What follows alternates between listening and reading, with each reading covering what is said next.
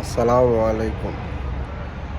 ভারত যদি মনে করেন আপনারা আমাদের কর্মকাণ্ডে খুশি না হলে, তাহলে মনে করবেন আমাদের দেশের ভালো হইতেছে। আর যদি মনে করেন যে ভারত খুশি হইতেছে আমাদের কর্মকাণ্ডে, তাহলে মনে করবেন যে আমাদের স্বাধীনতা সার্বভৌমত্ব হুমকির মুখে পড়েছে। তো আসলে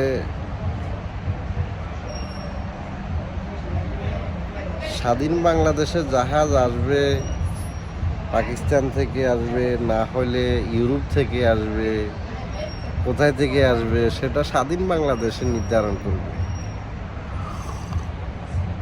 সেটা অন্য কোনো পাশের দেশকে মাথা কামানোর এখানে কোনো প্রয়োজন মনে করতেছি না।